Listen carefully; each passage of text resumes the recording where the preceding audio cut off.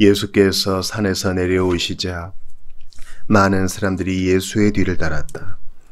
그때 한 나병 환자가 다가오더니 예수 앞에 와서 무릎을 꿇고 말하였다. 주님께서 원하신다면 저를 고쳐주실 수 있습니다. 예수께서 그를 만지시며 내가 당신을 고쳐주겠소. 깨끗하게 되시오 하시자 즉시 그의 병이 나았다. 예수께서 그에게 말씀하셨다. 아무에게도 이 일을 말하지 마시오.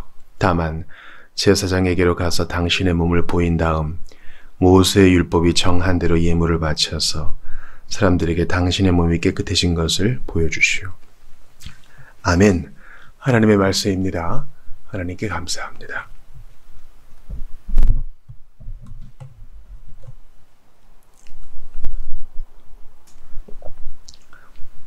복된 산상수훈을 마치고 이제 8장으로 넘어왔습니다. 오늘 본문은 마가복음 1장 40절과 누가복음 5장 12절에도 기록되어 있는 말씀입니다.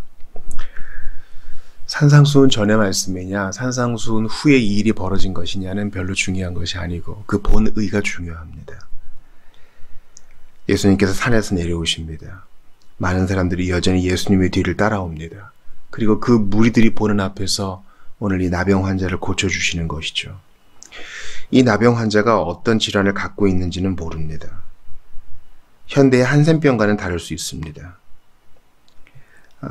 이 당시에 나병은 상당히 광범위한 피부병을 의미했습니다. 일단 제사장이 나병이라고 진단하고 관찰한 후에 진단을 하면 이 사람은 격리되어야 했습니다. 깨끗해질 때까지. 나병은 치료법이 없었어요. 그래서 나으면 치유받았다고 하지 않고 깨끗해졌다라고 선언되어 다시 복귀가 됩니다. 울타리 안으로, 진 안으로. 그 전까지는 무리들과 격리되어 지내야 됐어요.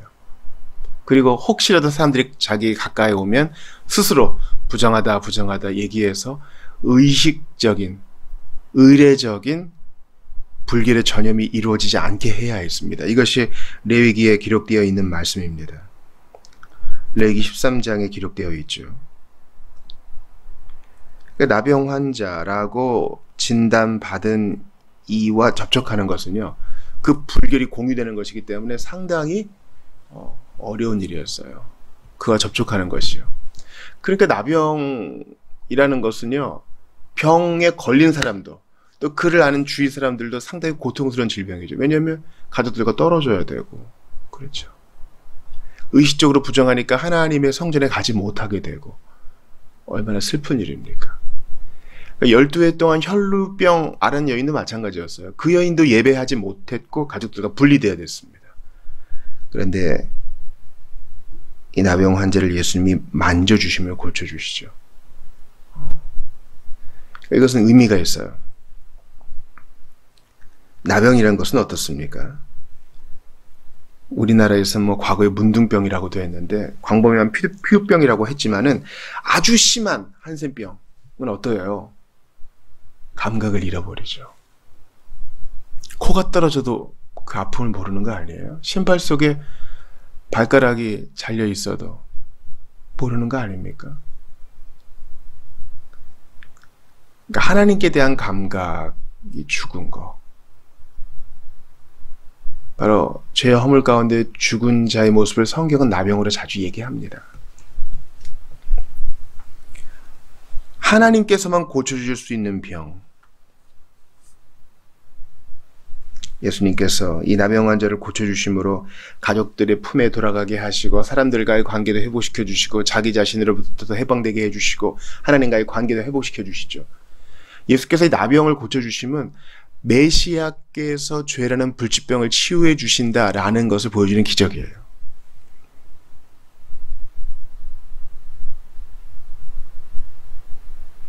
역겹고 추한 질병에 걸린 이 사람을 예수님이 만져주십니다. 마찬가지로 죄의 허물로 죽은 우리를 예수께서 만져주시죠. 먼저 찾아와 주셔서 손대십니다. 그래서 나의 의식적인 불결함이 그분께 전염되는 것이 아니라 오직 그분의 정하심이 나를 깨끗해 하시고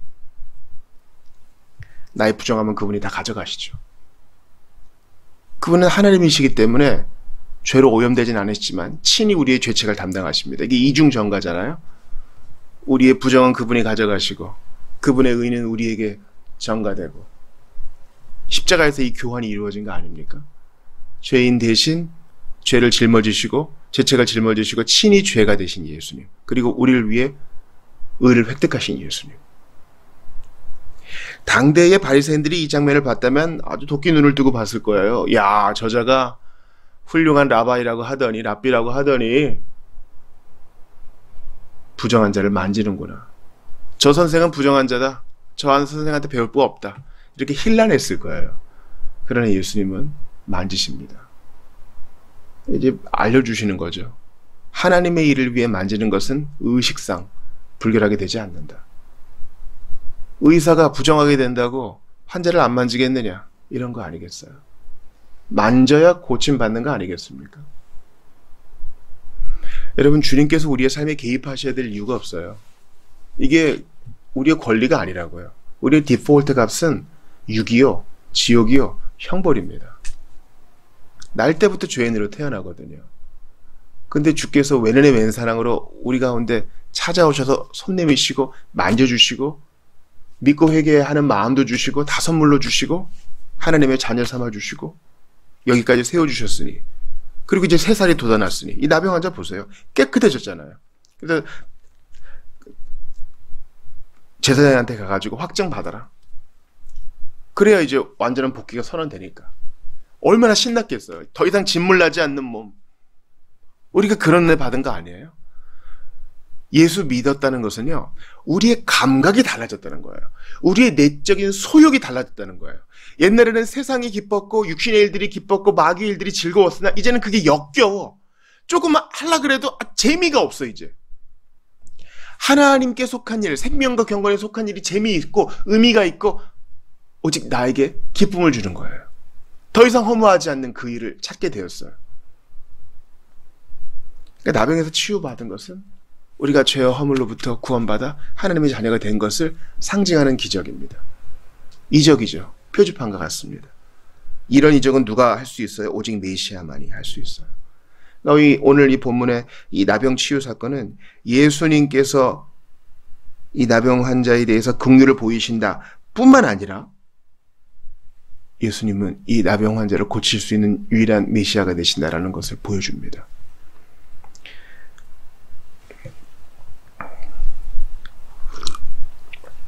나아만 장군이 여종의 얘기를 듣고 북이스라엘로 와요.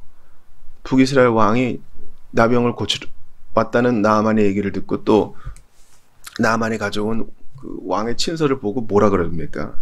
옷을 찢으면서 내가 하나님이냐? 어찌하여 사람을 내게로 보내 나병을 고치라 하느냐? 당대에 나병은 못 고치는 병이었어요. 이 불치병을 고쳐줄 수 있는 분은 메시아 하나님밖에 없어요. 그러니까 예수님은 사람들에게 당신의 몸을 보여주고 예물을 바치고 제사장에게 보이고 이 과정을 통해서 뭘 하라고 하신 거예요? 간접적으로 메시아가 강림했다라는 것을 증거케 하신 것입니다. 다만 아무에게도 이 일을 말하지 말라 하신 것으로 봐서 예수님은 아신 것 같아요. 잘못된 동기로 대중들의 영웅이 되는 그 위험을 주님은 아셨어요. 야, 병을 고쳤대더라. 예수가 했대. 또 우르르 모이면 알곡과 가라지가 같이 모이는 것이요. 진짜 제자가 되기 위해 모인 사람들은 소수에 지나지 않는다는 것을 예수님 아셔요. 여러분, 대중적 인기 너무 좋아하지 마세요. 이런 간접적인 방식으로도 사역이 됨을 예수님은 보여주십니다. 저 같으면요, 나병 고쳤으면 현수막 걸었을 거예요. 나병 치유받았음. 예수님은 사람 끌어모으는 데는 별 관심이 없으세요. 군중, 대중을 끌어모으는데 그렇게 관심이 없어요. 참 우리랑 생각이 다르세요. 예수님은 그렇게 한 사람 한 사람씩 이제 이 사람의 증인이 돼서 더 많은 사람들에게 복음을 전할 거 아니에요. 우리도 그렇게 합시다. 한 사람을 사랑하되 제대로 사랑하고요. 비록 결과 없어도 낙심하지 말자고요. 한 사람의 변화는요, 놀라운 일을 합니다. 그런데 제가 오늘 여러분에게 좀 관심을 촉구하고 싶은 것은요, 이 나병 환자의 반응이에요. 이게 우리에게 좀 실제적인 적용의 예를 보여주어서 여러분과 좀 나누고 싶어요. 산송장으로 취급되었던 나병 환자. 이 나병 환자는 예수님께 갔어요. 우리가 무슨 개혁주의 교리를 얘기하면서 하나님의 전적 주권 얘기할 때 하나님의 전적 주권은 수동성과 피동성만 강조하는 게 아니에요. 하나님의 주권 교리는 죄인의 적극성을 요구해요. 그리고 은총받은 자가 적극적으로 주님께 나아가고 어떻게든 확자같이 붙어 있으라는 것을 촉구합니다. 이 나병 환자가 어떻게 예수님께 다가왔는지는 어떤 프로세스도 기록되어 있지 않아요. 제가 주중에 제자 훈련할 때 사도행전 3장을 보거든요. 성문 미문에 앉은 안진뱅이가 구걸을 하다가 베드로와 요한한테도 구걸을 하자 베드로와 요한이 뭐라 그래요? 우리를 보라. 그런 다음에 은과 금은 내게 없거니와 내게 있는 것으로 너에게 주노니 나사렛 예수 그리스도 이름으로 일어나 걸어라 하잖아요. 이 거리는 늘 이렇게 고개를 숙이고 한 푼 줍시오. 거의 그냥 늘 하던 것처럼 반복하고 있었을 거예요. 그런데 우리를 보라 하는 말을 들었습니다. 그리고 나사렛 예수 그리스도 이름으로 일어나 걸어라 할 때 무슨 마음이 들었는지 그냥 일어났어요. 그랬더니 발목에 힘이 딱 차오르고 거의 순간적으로 이루어진 사건이었을 거예요. 뛰면서 찬양을 해요. 어떻게 된 건지 우리는 몰라요. 중요한 것은 이 문둥병자가 반응을 했다는 거예요.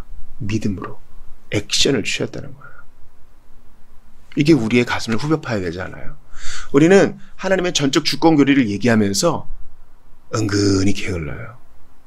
이걸 우리 방패 삼는 거예요. 하나님이 다 하신다는 캐치프레이즈를 앞에 딱 세우고 우리는 좀 더 침대에 눕고 좀 더 유튜브를 보고 좀 더 넷플릭스에 빠지고 좀 더 친구들과의 시간을 즐겨요. 내 할 거 다 하면서 입은 살아가지고 주님 뜻대로 다 이루어지다 하는 거예요. 부끄러운 일이에요. 이 나병 환자는 예수님이 좀 물이랑 같이 오거든요. 좀 돌 맞아 죽을 수도 있어요. 어디 부정한 게 이게 나오느냐?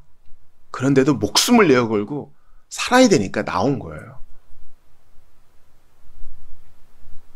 그러니까 제가 8월에 외부 집회가 하나 있는데 거기서도 이 믿음의 선택과 행동에 대해서 좀 나누려고 해요. 너무 시급한 주제거든요. 말씀이 있고 약속이 있고 주님의 촉구가 있으면 바로 행동을 해야 돼요. 이 나병 환자는 예수님께 와서 무릎을 꿇고 말합니다. 무릎을 꿇으면 또 거기서 진물이 나오겠죠. 이 피부병이 너무 심한 상태일 수도 있어요. 그동안에 오래된 격리로 외롭고 환자들끼리만 또 지내니까 얼마나 부정적인 분위기 속에서 초췌한 몰골이었겠습니까? 주님, 주께서 원하신다면 저를 고쳐주실 수 있습니다. 예수님이 이 많은 무리들 보라고 더 이상 토달지 않으시고 내가 당신을 고쳐주겠어 깨끗하게 되시오 하시자 즉시 그의 병이 나았대요. 예수님만 하실 수 있는 것입니다.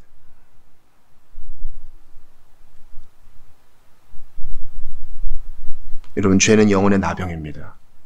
그래서 어떻게 할 겁니까? 나는 어쩔 수 없어 하면서 패배주의적 마음으로 구석에 찌그러져 있겠습니까? 아니요. 하나님의 불쌍히 여기심에 호소해야 합니다. 역겹고 추한 질병을 갖고 있더라도 예수님이 만져주실 것을 믿고 나와야 돼요. 어찌됐건 몸뚱이가 나와야 되고 어찌됐건 마음을 열고 예수님께 나와야 돼요. 주님, 내게 오세요. 저는 아무것도 할 수 없습니다. 이렇게 게으름을 합리화하지 마세요. 이 문둥병자는 예수님에 대한 소문을 들었고 이분이 뭔가 하실 수 있다는 사실을 믿었으며 사람들의 오해와 반대를 무릅쓰고 나아갔습니다. 예수님의 옷자락을 만졌던 혈루병 걸렸던 여인처럼 말이죠. 오늘 보면은 예수님의 권위 있는 능력을 보여줍니다. 입증된 천국의 권능을 보여주는 것입니다. 그 입증된 천국의 권능은 믿고 나아가는 자, 믿고 행동하는 자, 믿고 주님의 편을 선택하는 자가 누릴 수 있어요. 저는 불치병과 같습니다. 예수님의 치유하시는 손길만이 우리 죄를 기적같이 제거하고 우리를 진정한 삶으로 회복시킬 수 있습니다. 그러나 먼저 우리는 나병 자처럼, 이 본문의 나병 자처럼 스스로를 치료하지 못하는 자신의 무능력을 깨닫고 난 도움이 필요하다 이 사실을 인지하고, 그러나 주님은 고쳐주실 수 있다 이걸 깨닫고 구원하시는 예수님의 도움을 구해야 합니다. 나아가야 돼요. 주님 불쌍히 여겨주세요. 주님 저를 고쳐주실 수 있습니다. 여러분, 우리 회중을 보세요. 우리 개척 11년 차인데 우리 회중이요, 그렇게 세련되지 않아요. 일단 설교자가 세련되지 않고 부족해요. 그리고 우리 회중들도요, 다 부족해요. 소송 중인 자도 있고 중독자도 있잖아요. 아직 성인인데 제대로 독립하지 못한 자도 있고 아픔이 있는 가정도 있고 그러잖아요. 그러나 아무 문제 안 돼요. 예수님께 있는 모습 그대로 나아올 수 있다면 만사오케이예요. 여러분, 저는요 가슴이 아파요. 예수님께 적극성을 가지고 이러한 열망을 가지고 나오는 영혼들이 과연 얼마나 있는가, 그런 마음이 들어요. 속이 상해요. 벌써 집회에 나오는 것만 봐도 알 수 있지 않아요? 이제 하루가 시작되고 또 한 주의 삶이 시작되는데, 우리의 일상이 시작되는데, 우리가 직장에 있어야지, 또 가정을 지켜야지, 또 공부하는 자리를 지켜야지 그 자리를 박차고 늘 예배당에만 올 수는 없어요. 그러나 이 마음만은 예수님께 갈 수 있지 않아요? 짧은 화살 기도로 주님께 계속 두드릴 수 있지 않습니까? 주님 나를 도와주세요. 이게 바로 남용 환자와 같은 적극성 아니에요? 주님 용서하게 하소서. 그리고 또 내 할 일 하는 겁니다. 갑자기 떠오른 지체가 있으면 주님 그를 구원하소서. 그렇게 기도하고 또 최선을 다하는 거예요. 우리는요, 기도하지 않으면 살 수 없는 남용 환자와 같아요. 주님 내게 오세요. 우리 집에 오세요. 내 마음에 오세요. 갑자기 환상을 보여주세요. 이런 식의 자세로는 은혜 받지 못해요. 있는 자리에서 부지런히 주께 나아가야 됩니다. 은혜의 보좌 앞에 나아가야 돼요. 담대히 나아가야 돼요. 주님은 우리에게 오시는 분이지만 또한 우리에게 명령하세요. 내게 나아오라. 내게 오는 자는 내가 결코 내어 쫓지 아니하리라. 우리 주님께서 이 사람을 얼마나 선대하십니까? 고쳐주실 뿐만 아니라 불필요하게 사람들을 거스르지 않게 위해서 질서를 지키십니다. 제사장한테 가서 확증을 받으라. 직분 지닌 자를 정당하게 존중하십니다. 그리고 대중 앞에서 인정을 받게 하시죠. 이 사람은 깨끗함을 얻었으니 이제 무리로 편입될 수 있습니다. 가정으로 돌아갈 수 있습니다. 예수님께 나아가는 자는 이런 선대함을 얻어요. 주께 고함 없는 거로 복을 얻지 못하네. 참 이 찬송가 가사 기가 막히잖아요. 적극성을 가지고 나아가야 복을 누릴 수 있습니다. 근데 아는 것으로 그치고 나아가지 않고 게으르면 이 복을 누리지를 못해요. 이런 게 권합니다. 예수님을 믿을 때 적극적이 되세요. 때로는 우리에게 주어진 1시간 점심시간을 주님을 위해 쓸 수도 있어요. 이 시간만큼은 내가 달달한 거 먹고 무리들이랑 어울리면서 누구 욕도 좀 하고 세상 농담도 하고 이러다가 다시 지겨운 일자리로 복귀해야지, 이런 마음 말고요. 잠깐 저는 좀 저만의 시간을 갖겠습니다 하고 고요히 기도할 사람 없습니까?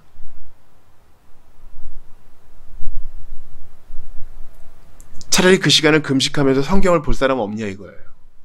우리가 늘 그럴 수는 없지만 그런 용기와 그런 결단이 없이는 신앙생활의 진보는 없어요. 때로는 퇴근하는 길에, 하교하는 길에 교회당에 들러서 기도할 수도 있는 것입니다. 우리는요, 언제까지 이렇게 살 수는 없어요. 주께서 이 나병 환자를 감동시키신 것처럼 우리에게도 감동 주실 때 바로 그때 순종하고 주께 나아오고 있는 자리에서 단문 기도를 드리며 끊임없이 기도를 쏘아 올리며 무릎 꿇고 주님께 나아가는 여러분 되시기를 바랍니다. 이런 거룩한 충동에 순종함이 없다면 우리는 그저 그렇게 살다가 주님 앞에 부끄러울 수 있어요. 적극적으로 깨닫게 하시는 은혜를 붙들고 예수님의 도움을 청하며 앞으로 나아가는 여러분 되시기를 적극성 있게, 행동력 있게 예수님을 붙드시기를 주의 이름으로 축원합니다.